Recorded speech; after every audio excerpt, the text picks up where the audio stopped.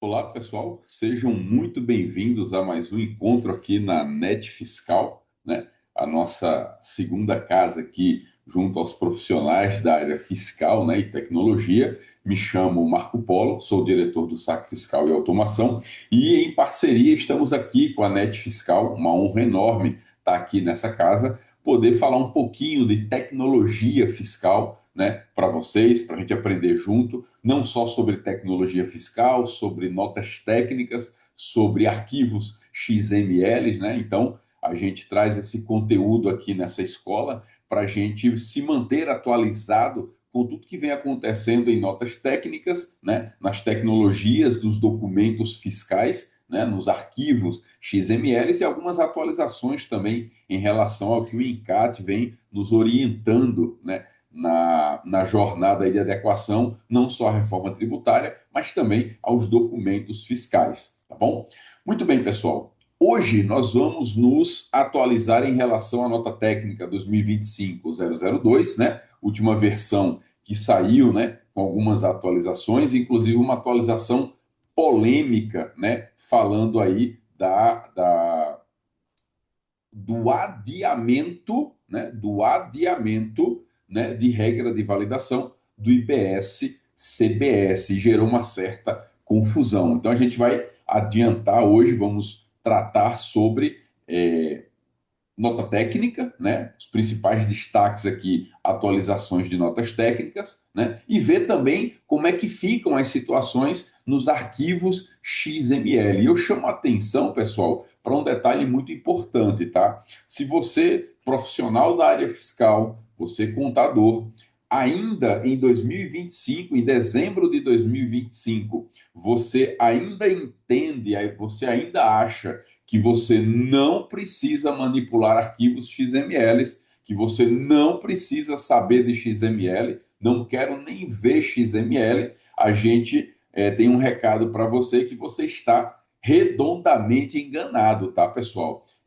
Os profissionais da área fiscal, da área contábil, eles precisam estar, sim, por dentro, né, da estrutura, do conteúdo dos arquivos XMLs, principalmente no que tange a parte fiscal destes arquivos, ok? A gente sabe que os profissionais das empresas contábeis, né, da área fiscal, utilizam softwares, né, no escritório, no setor fiscal, que leem e importam esses arquivos XMLs, né, para a gente aí no escritório, para o nosso trabalho. Só que a gente tem um fluxo, uma cadeia que envolve empresas de software e o contribuinte, né? O nosso cliente, cliente da empresa de software, cliente do escritório de contabilidade. E aí o que acontece? As empresas de software, os produtos de software RP, claro que para os contadores existem diversos RPs no mercado, com diversas formas de cadastro e preenchimento, mas todos eles precisam seguir o mesmo documento XML, a mesma nota técnica. Então, é de fundamental importância que os profissionais da área fiscal conheçam a estrutura do arquivo XML dos documentos fiscais para poder orientar contribuintes e empresas de software como que as coisas devem estar, devem ir para o XML para atender às notas técnicas, às demandas regulatórias para os documentos fiscais. Então a gente já começa reforçando, né, a necessidade de sim, precisa estar sim por dentro, né, do conteúdo, da estrutura, da composição do arquivo XML, pois o arquivo XML é a nota fiscal eletrônica após autorizado, ok? O DANF a gente sabe que é só uma representação impressa, não tem todos os campos do XML. E em se tratando de reforma tributária, a gente não vai ter em 2026 já uma informação para quem ainda tem dúvida, ok? Para quem ainda tem alguma ressalva, para quem acredita que vai ver alguma mudança, tá? O que acontece? 2026 não teremos um DANF com a parte da reforma. Isso já foi sinalizado é, na última reunião com o ENCAT que nós tivemos em Porto Alegre, tá? E aí o que acontece? Já foi sinalizado que DANF, com as alterações da reforma, os grupos de trabalho do INCAD estão aguardando sugestões, né? Os contadores, empresas de software estão abertos a mandar sugestões, né, de DANF para que em 2027 a gente tenha, sim, um DANF contemplando os campos da reforma tributária, ok? Não todos, alguns. Então, em 2026 a gente não vai ter o DANF. Então, mais justificado ainda a situação que a gente precisa entender o que está no arquivo XML, porque nem tudo vai para o DANF, beleza? Bom, a gente começa compartilhando a tela com vocês aqui, sobre primeira parte aqui, atualizações, né, fiscais. E aí, a que mais gerou polêmica foi quando saiu a versão 1.33 da nota técnica 2025-0002, né? Essa nota técnica, ela trouxe um ponto muito polêmico aqui para a gente, tá, pessoal? Por quê? Ela adiou a ativação da regra de validação UB1210, tá? Outra coisa, é muito, como é que eu vou falar? Às vezes a gente encontra, aliás, não são poucas vezes que a gente encontra profissionais da área fiscal, da área contábil, que não leem nota técnica dos documentos fiscais eletrônicos. Ele simplesmente, o profissional, ele se restringe a receber arquivo XML, importar no software de processamento do escritório e trabalhar ali, e ele não estar a par das notas técnicas. E você, profissional da área fiscal, contábil, precisa sim, se você atua no setor fiscal da empresa, contábil ou, né, o fiscal interno da empresa, precisa estar sim inteirado das notas técnicas, tá? Na nota técnica a gente tem regras de validação. O que são regras de validação? São regras que servem de filtros para poder autorizar ou não o documento fiscal. E não é raro a gente ver, não é difícil no dia a dia das empresas de software receberem comunicados, tratativas dos contadores pedindo emissões, pedindo certos tipos de preenchimento que ferem regras de validação, por falta de conhecimento das notas técnicas. Ok? Então, as RVs que tem nas notas técnicas são regras de validação, são verdadeiros algoritmos, instruções em português muito claro e nítido para rejeitar uma nota. Por isso que a gente chama de validação. E aí, essa regra, o B1210, é a regra que diz o seguinte: ó, se no modelo 55 ou 65 do documento fiscal não for informado o grupo de imposto IBS-CBS, você vai tomar uma rejeição 1115. Toda rejeição de nota ela tem um código e uma mensagem, ok? E aí eu vou ter o código 1115 de rejeição, dizendo assim: IBS-CBS não informado no item da nota. Essa regra de validação, ela teve a sua ativação prorrogada, ok? E aqui um ponto muito importante: foi prorrogado, foi adiada a ativação da regra de validação. Na nota técnica está aqui, ó, veio como implementação futura. Isso quer dizer que ainda está sem data para ser ativada essa regra de validação. E qual a grande confusão que isso aqui trouxe, né?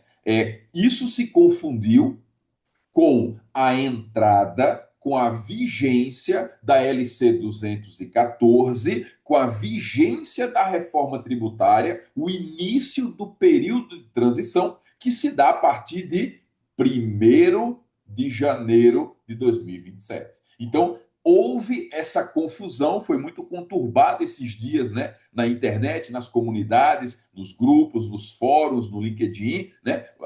Isso pode ter gerado uma cultura de prorrogação. E, na verdade, o que foi prorrogado, pessoal, foi a ativação da regra de validação.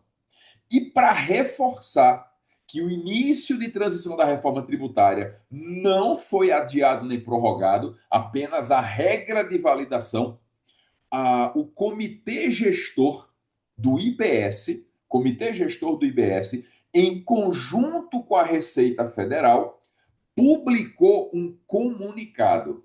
O primeiro comunicado de 2025 do Comitê Gestor do IBS e Receita Federal. No dia 2 de dezembro, em conjunto, Receita Federal e Comitê Gestor publicaram orientações em relação a 2026. E o primeiro item deste comunicado diz o seguinte, ó: obrigações a partir de 2026. Ou seja, a partir de 1º de janeiro de 2026, os contribuintes estão obrigados a... Aí vem uma série de obrigações no comunicado. A primeira delas, emitir documentos fiscais eletrônicos com destaque de IBS e do CBS, conforme as regras e layouts definidos em notas técnicas específicas a cada documento. Então, isso aqui tira qualquer dúvida sobre 1º de janeiro de 2026, emito ou não nota com IBS e CBS? Ok? Sim, deve emitir, porque a entrada da vigência da LC 214, ela não pode ser interferida por uma nota técnica. Existe uma hierarquia legal aí, né? A gente tem emenda constitucional, lei complementar, regulamentos, portarias, ajustes CNF e a nota técnica, pessoal. Deixa eu deixar uma coisa muito clara aqui, tá?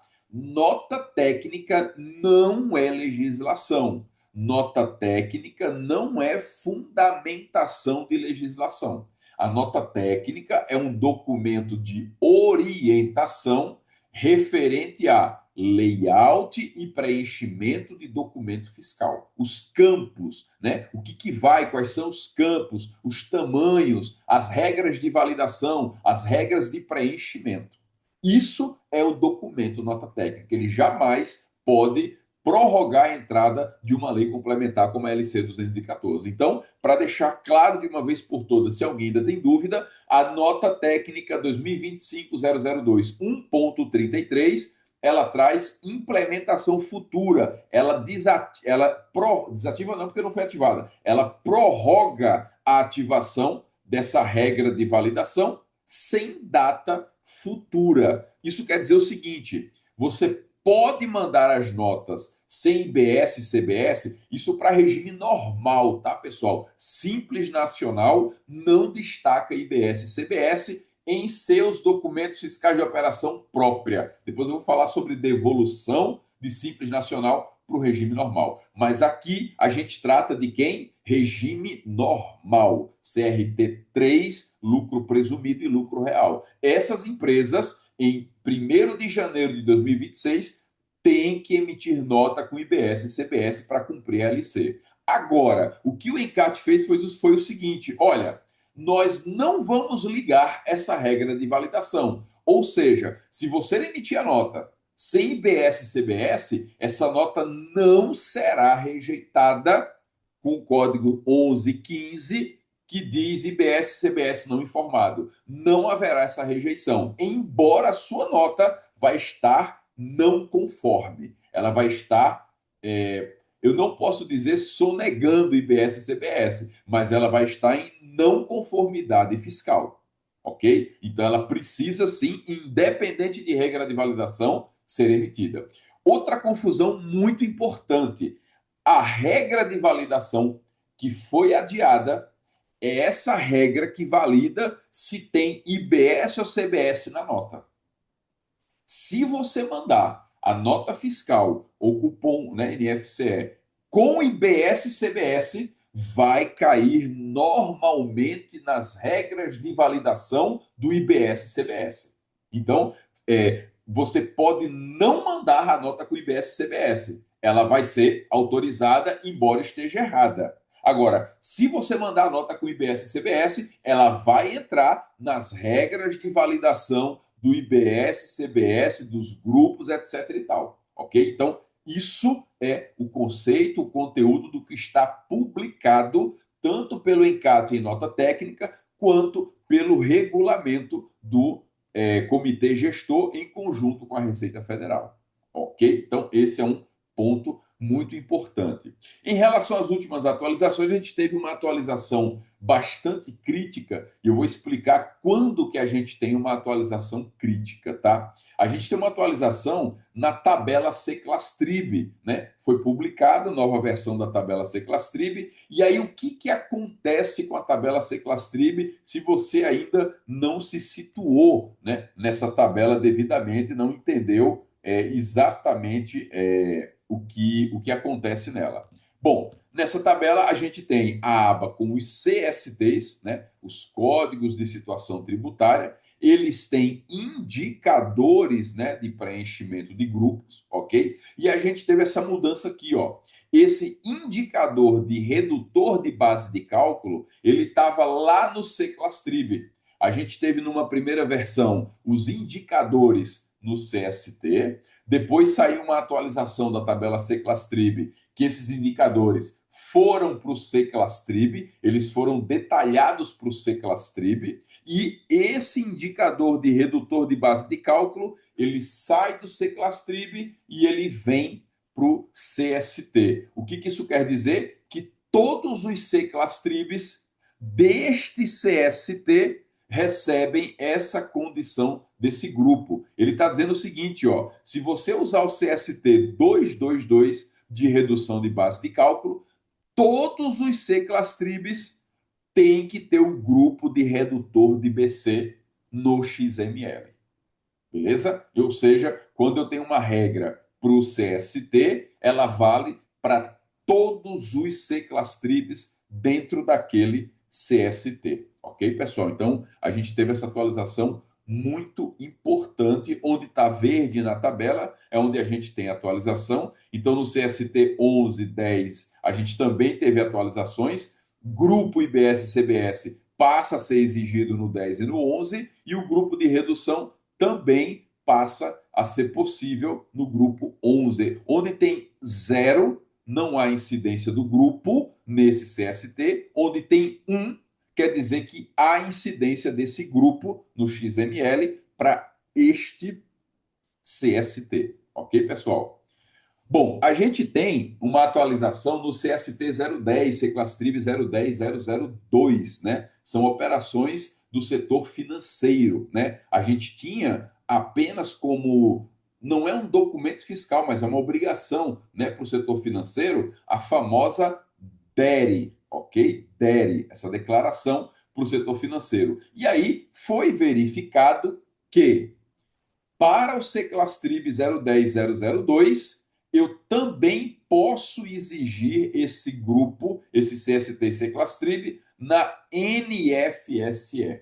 Na nota de serviço, eu também vou usar esse cara aqui para operações do setor financeiro, Seclastrib 010.002. Então, o que antes era só DERE, agora pode ser na DERE ou na nota fiscal de serviço eletrônica. Foi uma atualização que veio também na tabela atual Seclastrib, ok? A gente também tem como atualização isso aqui, ó.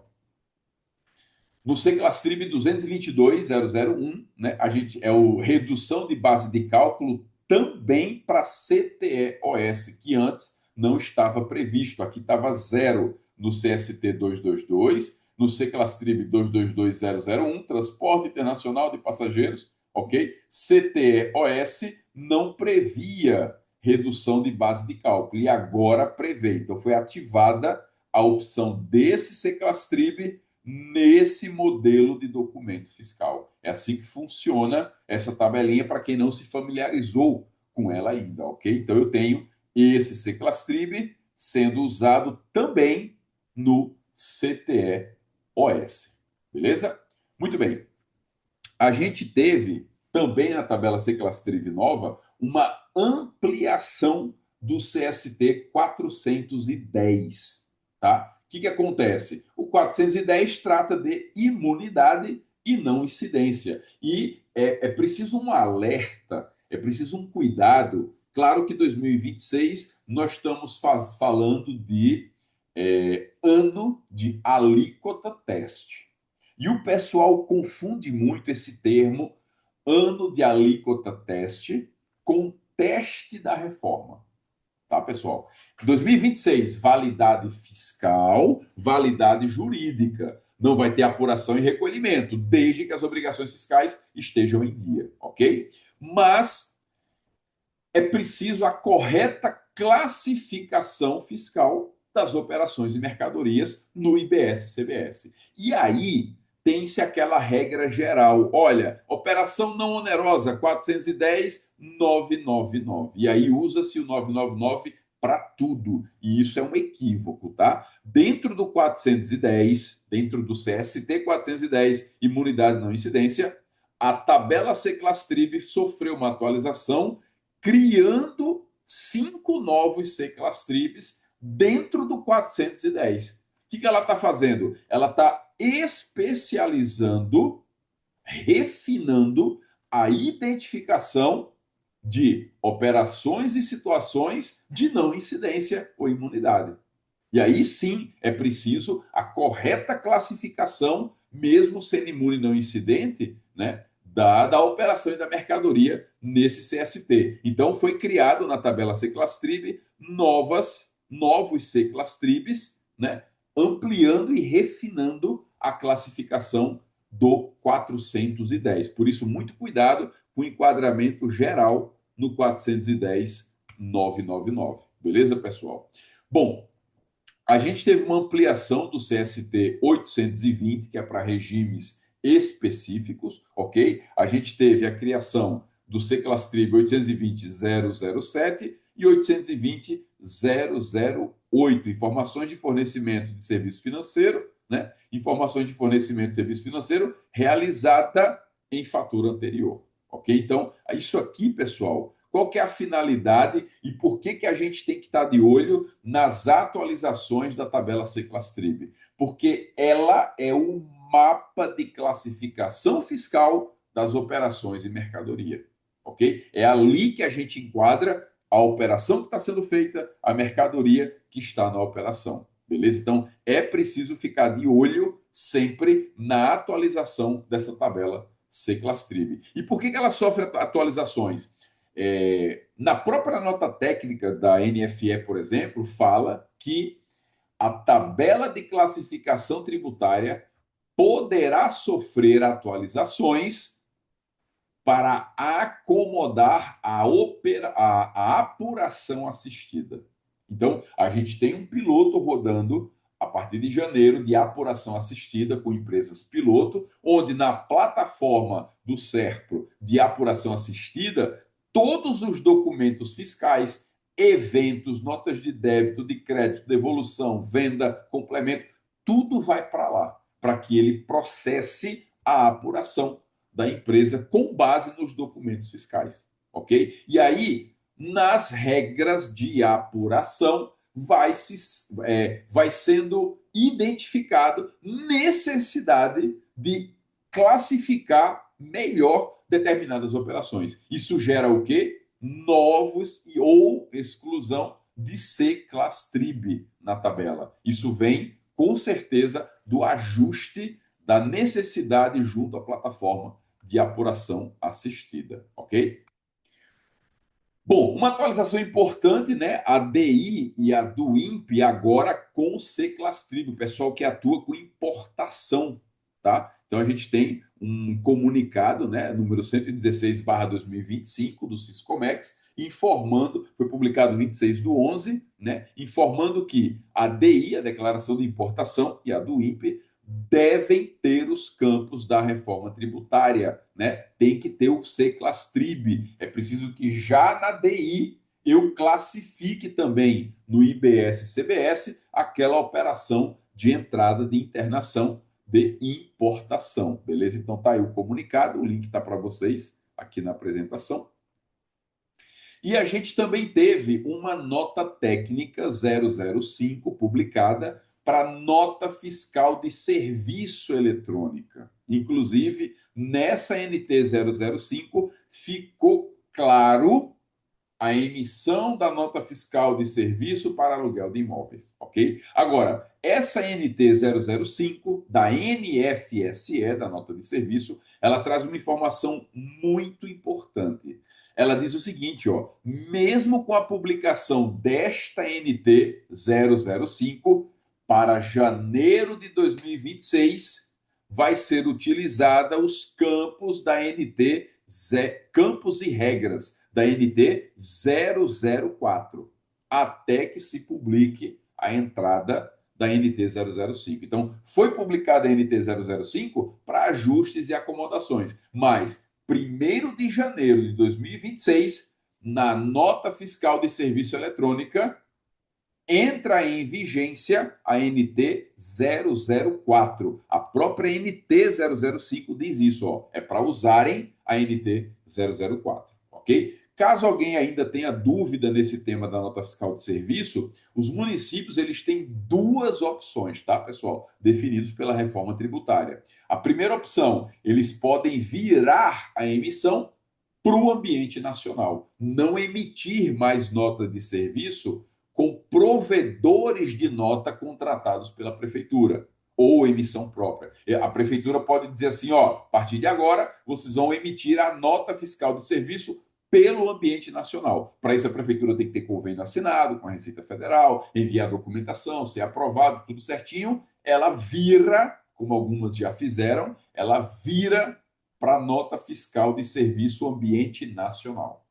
A outra opção que as prefeituras têm é manter os seus provedores de emissão de nota de serviço e compartilhar essas notas de serviço emitidas localmente pelos provedores, compartilhar essas notas com o ambiente nacional no layout do ambiente nacional. Então, a prefeitura ela pode virar para emitir nota pelo ambiente nacional ou manter o seu provedor de nota e compartilhar essa nota no layout do ambiente nacional com o ambiente nacional. Então, as prefeituras têm essas duas opções para seguirem, ok?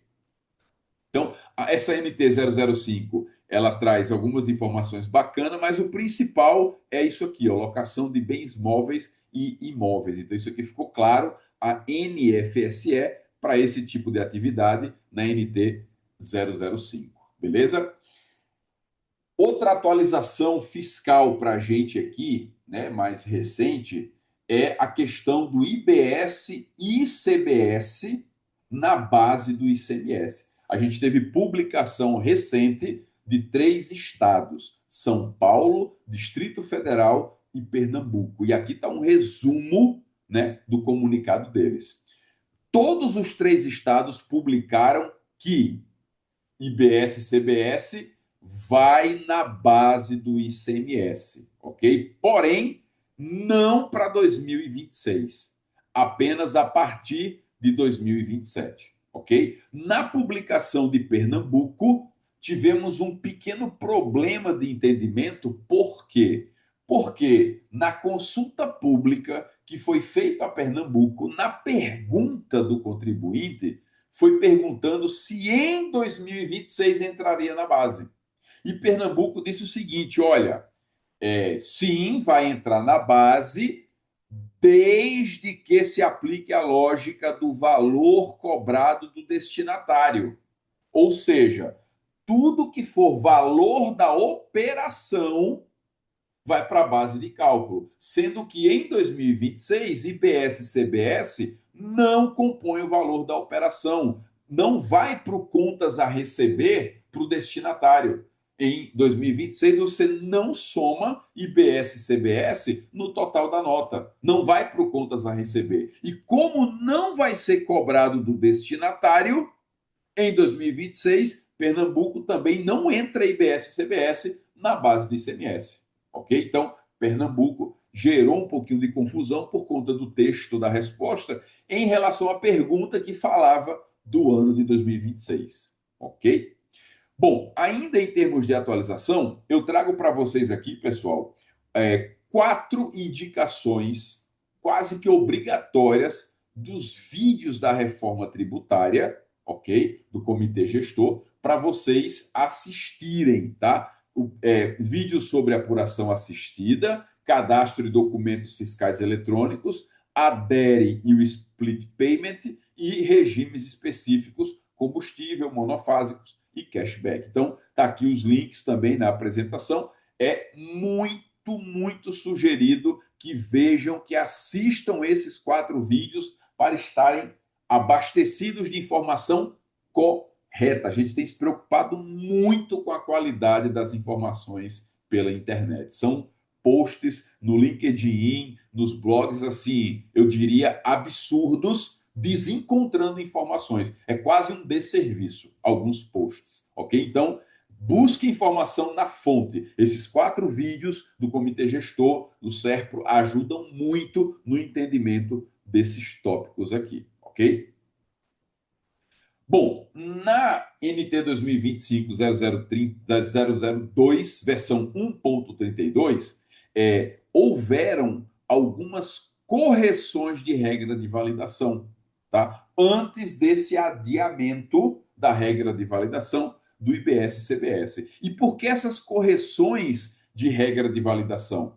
Porque a gente tem operações que são do ICMS, né? Operações que envolvem as operações de ICMS, PIS e COFINS, porém, a mesma nota, na maioria dos casos, ela vai acomodar ICMS e IBS-CBS. E aí é preciso ajuste nas regras de validações, porque no IBS-CBS nós temos, por exemplo, nota de crédito, é um tipo de nota, né? Lá no TPNF, eu tenho agora os tipos de nota de débito e crédito que são usados no IBS e CBS, não são usados no ICMS. Mas as regras de validação precisam entender, opa, eu vou validar isso aqui para a nota de ICMS, mas eu também preciso entender que eu tenho IBS e CBS no mesmo XML, no mesmo documento fiscal. E para isso eu preciso acomodar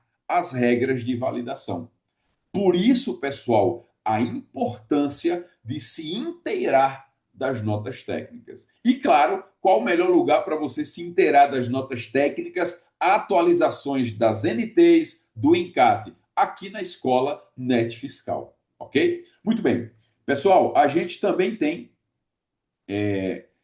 operações governamentais, né, tendo ajuste nas regras de validação. Isso aqui só vai entrar em vigência em 2027. A gente só tem operações, na verdade, a gente tem operações com o governo, sempre teve, né, e vai continuar tendo. Porém, o grupo compra governamental no XML e nos softwares só deve ser usado em 2027. Por quê? Porque em 2026 é que os redutores serão publicados. A lei complementar, a emenda constitucional, determina que todo fornecimento para governo tem que ser desonerado, tem que ter redutores, tem que ser reduzidas as alíquotas, né? Ou seja, tem que vender mais barato para o governo. Para isso, precisa dos percentuais redutores, que só serão publicados em 2026, porque a própria lei complementar já diz que as operações do grupo compra governamental com redutores só entram em vigência a partir de 2027, ok? Mas as regras de validação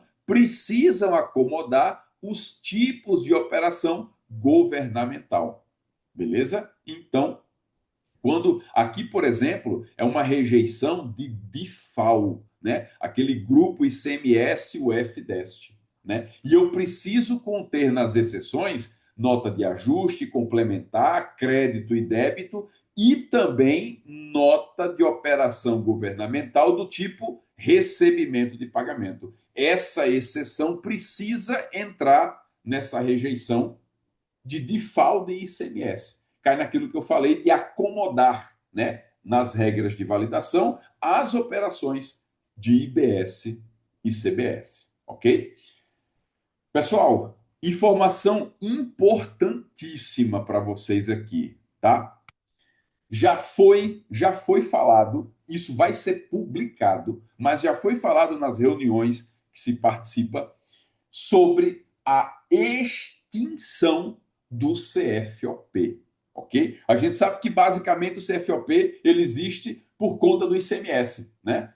Pode ter um impacto outro ali, PIS e COFINS, mas o CFOP ele existe por causa do ICMS. E ele já foi, né, confirmado nas reuniões, em algum momento isso vai ser publicado, provavelmente a partir de 2029, quando começa a redução gradativa do ICMS, a extinção do CFOP. E aí um grupo de empresas de software e de contadores entenderam que é preciso um padrão de identificação das operações, que não seja o CFOP. A gente está há 30, 40 anos aí em cima do CFOP, porque é o que foi criado por conta do ICMS, ok? E a gente usa o CFOP para identificar operações. Só que não existe nenhuma ligação entre CFOP e IBS-CBS. Não existe dependência, relação ou ligação entre CFOP e IBS-CBS. Diante disso, um grupo grande de empresas de software e de contadores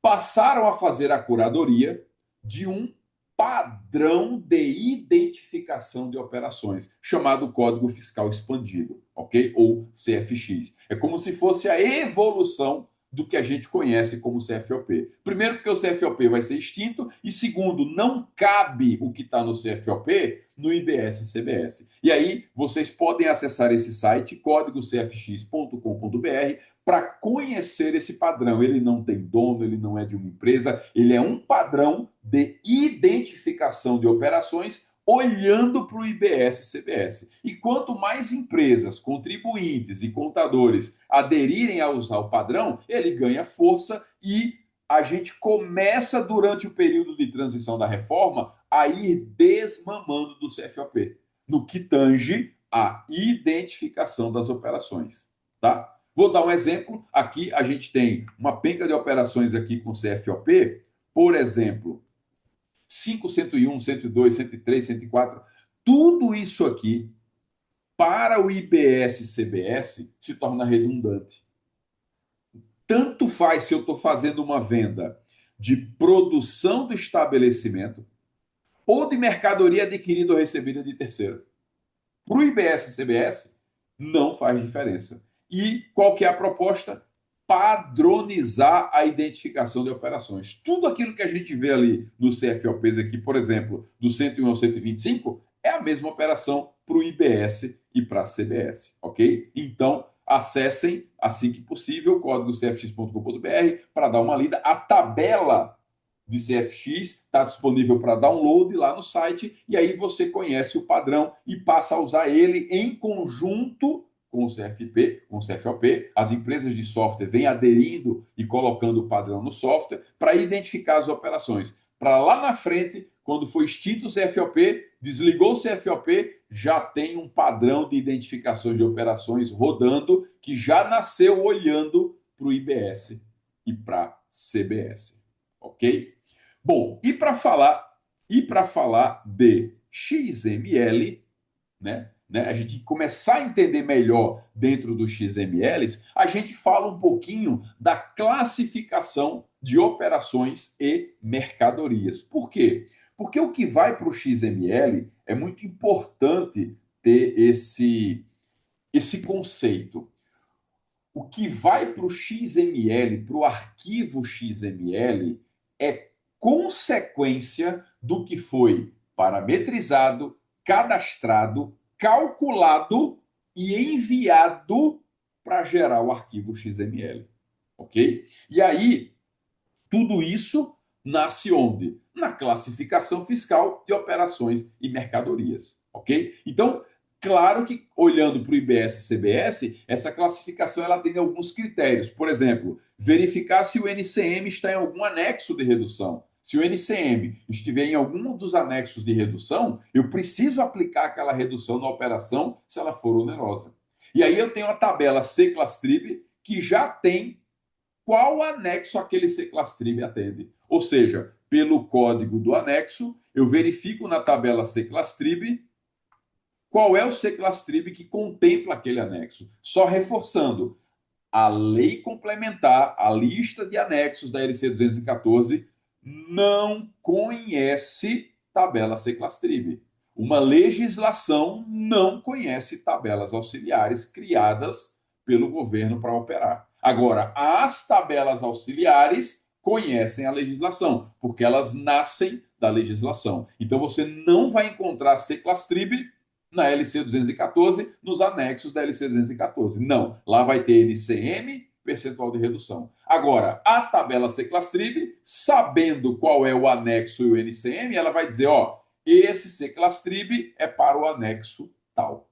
Então, quem conhece o anexo é o Seclastrib. A lei complementar, os anexos não conhece a tabela Seclastrib. Beleza?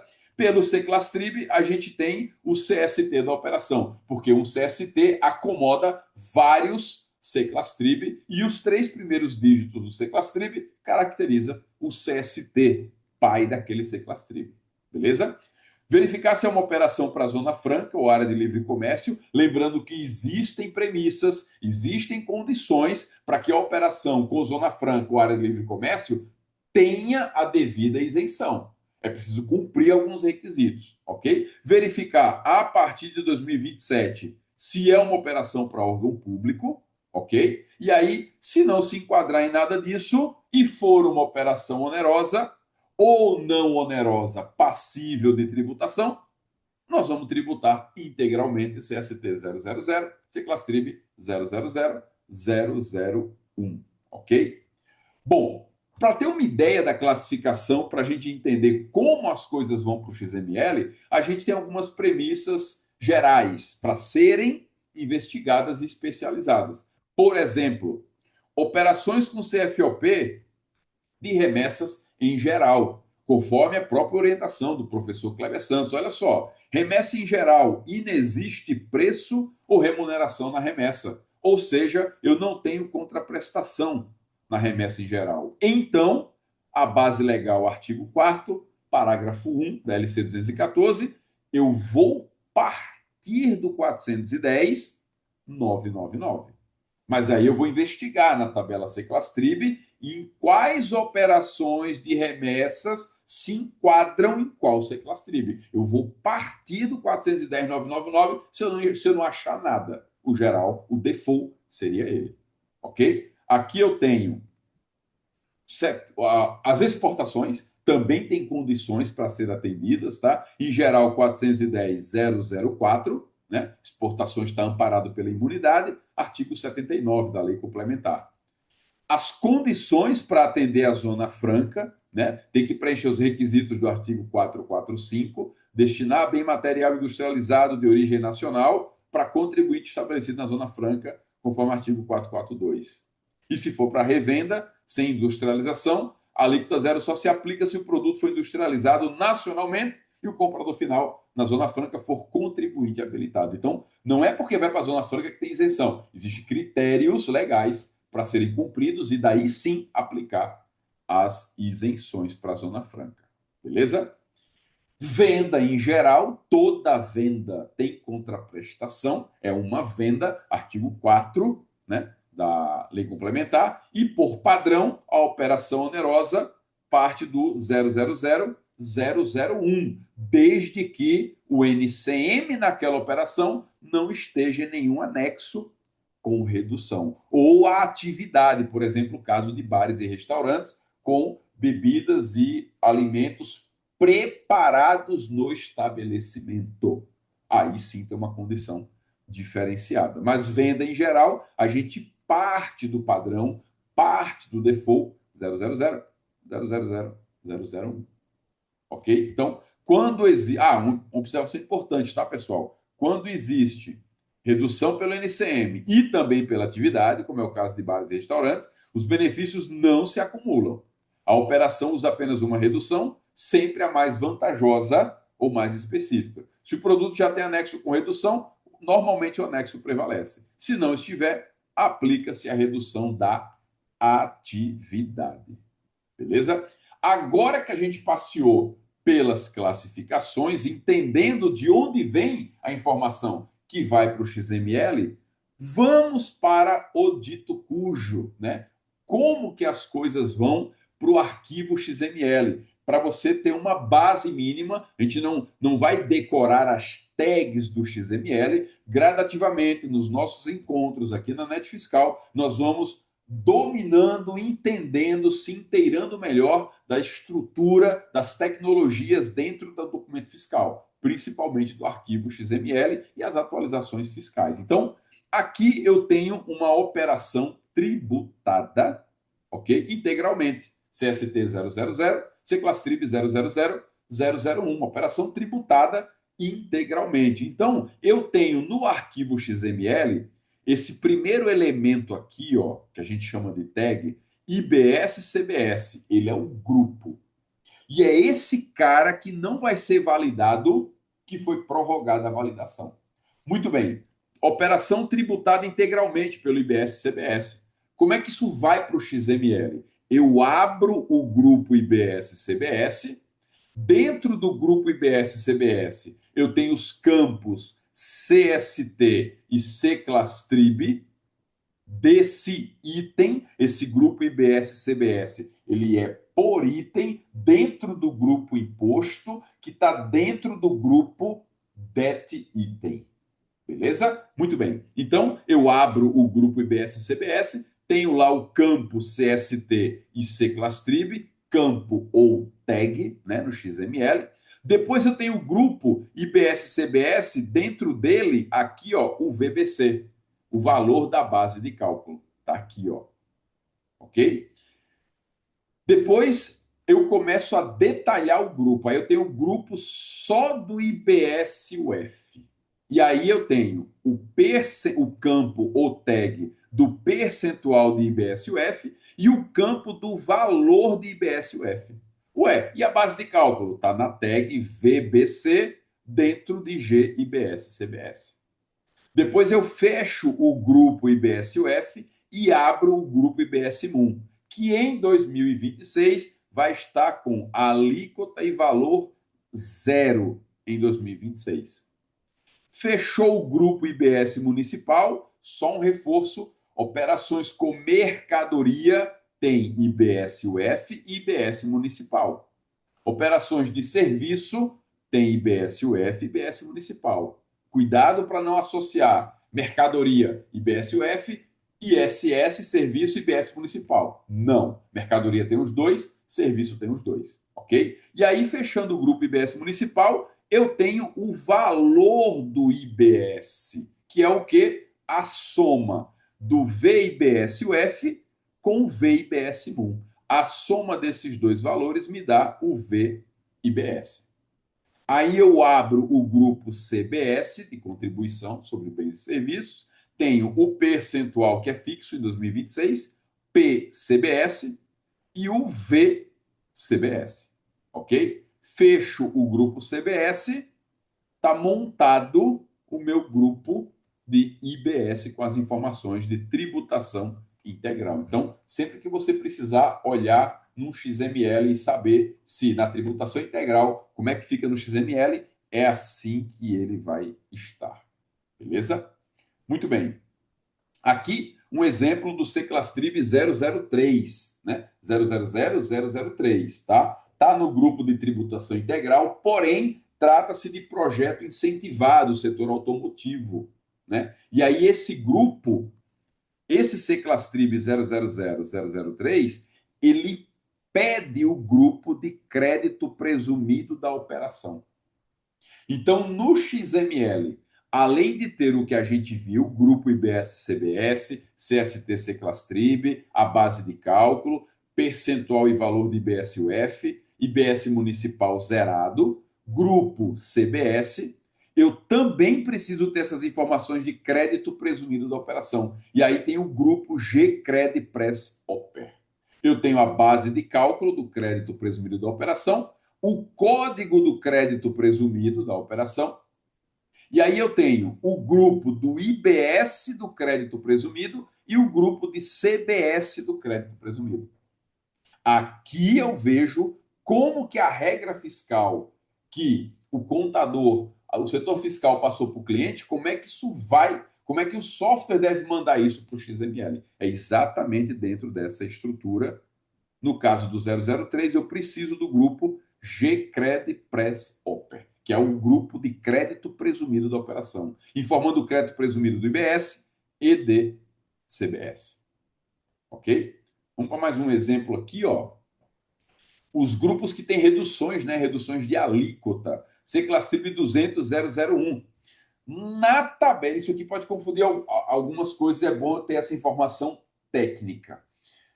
Na tabela Seclastrib, você vai ter essa informação de alíquota zero. Porém, o arquivo XML, ele obedece um layout do próprio Encate, e esse layout a gente chama de esquema XSD. Os desenvolvedores de software sabem do que eu estou falando. O esquema XSD, ele tem o mapa de como montar o XML. E ele tem regras de preenchimento do XML. E uma das regras que tem lá do esquema XSD produzido pelo próprio Encate é que não é possível informar zero nos campos de alíquota de IBS-UF. Não pode, não deixa, nem de CBS. Ele só permite informar zero no campo de IBS municipal. E aí, lá está dizendo que a alíquota zero não pode tributar. Como é que a gente faz? A gente aplica 100% de redução, gerando uma alíquota efetiva de 0%. E aí está aqui, ó, quando eu tenho percentual de redução de alíquota, eu tenho o grupo GRED no XML, informando o percentual de redução e qual é a alíquota efetiva. E se uma alíquota efetiva é zero, quando eu multiplico zero pelo valor da base de cálculo, eu vou ter o valor do tributo zerado, atendendo o que pede o Seclastrib. Então, não adianta você, profissional da área fiscal, contador, botar a faca no peito da empresa de software do cliente. Não, tem que ter zero nesse campo no XML, porque está dizendo o texto lá, alíquota zero. Beleza, não autoriza a nota. Porque o layout do XML proíbe a alíquota de IBS-UF e de CBS com valor zero. Beleza? Tem que estar o valor padrão, a alíquota padrão preenchida, fazer 100% de redução e chegar no zero do tributo. Por isso a importância de conhecer nota técnica e arquivo XML. Ok? A gente tem aqui uma operação 200.030, né? Alíquota zero, com zona de processamento de exportação. Eu tenho 60% de redução de alíquota, tá? Existem alguns CSTs e Seclastrib, pessoal, que são informativos, não tem cálculo, não tem destaque. Por exemplo, 410.001, imunidade ou não incidência. Apenas tem o grupo IBS-CBS com os campos CST e Seclastrib informativo. Não tem base de cálculo, não tem alíquota, não tem valor. Porque é imune, é não incidente. Então, eu só informo a classificação fiscal desse cara. Ok? Da mesma forma, 410.026. Existe o diferimento. Diferimento, né? Diferimento é a postergação, né? A prorrogação da obrigação. E aí o diferimento, o que acontece? Ele tem um grupo no XML. Por exemplo, a operação 510.001, diferimento com insumo agropecuário e aquícola. Né? O que a gente tem aqui? Eu tenho a base de cálculo, eu tenho a alíquota padrão de IBS-UF e tenho o grupo GDIF, com os percentuais de diferimento e o valor do diferimento.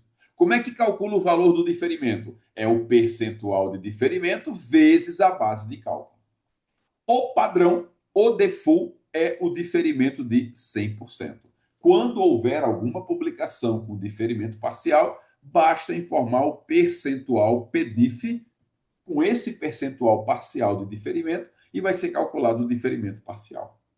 Ok? Então, eu tenho diferimento do IBS-UF, diferimento do IBS municipal e diferimento da CBS. Cada grupo de tributo tem o seu grupo de diferimento no XML. Ok? Diferimento com redução de alíquota, ou seja, eu aplico uma redução no IBS-CBS para poder calcular o diferimento. Então, eu tenho dois grupos no XML. Eu tenho o grupo GDIF e tenho o grupo RED. O grupo GDIF é o do diferimento E o grupo RED é o grupo de redução de alíquota para poder ser aplicado esse diferimento. E da mesma forma, esses grupos estão no IBS-UF, no IBS municipal e na CBS.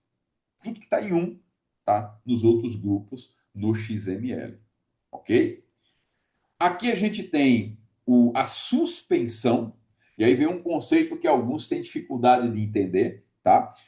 Nas operações com isenção para Zona Franca ou suspensão, eu preciso informar esse grupo chamado GTRIB regular, que é o grupo de tributação regular. Qual que é o conceito desse cara? Quando eu estou mandando a operação para a Zona Franca, que ela vai isenta, né, incentivada, ou com uma suspensão, eu preciso informar no XML qual seria a tributação regular dessa operação, dessa mercadoria, se não fosse a suspensão ou se não fosse a isenção. E aí eu preciso informar qual seria a tributação regular. Por quê? Numa fiscalização, numa auditoria, foi verificado que a empresa destinatária ou emitente não cumpriu as condições de isenção ou de suspensão, aplica-se a tributação lá na apuração do que está no grupo GTRIB regular. Inclusive, a tributação regular pode vir com redução de alíquota. Por exemplo, eu estou usando o NCM, que está no anexo 9, que tem redução de 60%. Mas como é para a Zona Franca, vai isento. Ou exportação, vai suspenso. No grupo de tributação regular, eu vou calcular a tributação regular com a redução de alíquota, porque o NCM está no anexo. Beleza? Esse é o conceito de tributação regular e como que ele vai no XML, no GTRIB regular. Ok? Produtos monofásicos. Com a reforma tributária, a gente teve a extinção da monofasia do PIS e COFINS, porque isso morre junto com o PIS e COFINS, né? E ficaram como produtos monofásicos apenas os combustíveis, né? Apenas combustíveis. O grupo de CST é o 620, e aí eu tenho, por exemplo, o Seclastrib 620-001. Como é que ficam os monofásicos? O cálculo dos monofásicos precisa de uma tabela chamada ADREM, ou ADREM, dependendo da sua região do Brasil. Muito bem. Essa tabela ADREM é a composição tributária dos monofásicos. E aí esse ADREM, com base no IBS-CBS, só vai ser publicado em 2026, porque só vai ter cálculo de monofásico em 2027. Então, durante 2026, como é que a gente emite nota dos monofásicos? Vai destacar o CST e o Seclastrib de monofásico e vai zerar os valores dentro do grupo de monofásico. Ok? Destaca CST e Seclastrib e zera os valores. Está aqui o 620.0001, o 620.002, a mesma coisa, CST, Seclastrib e os valores dentro zerados. 620.003, ó, mesma coisa. E o 620.004. 005 também. 006 também é do grupo de monofásicos.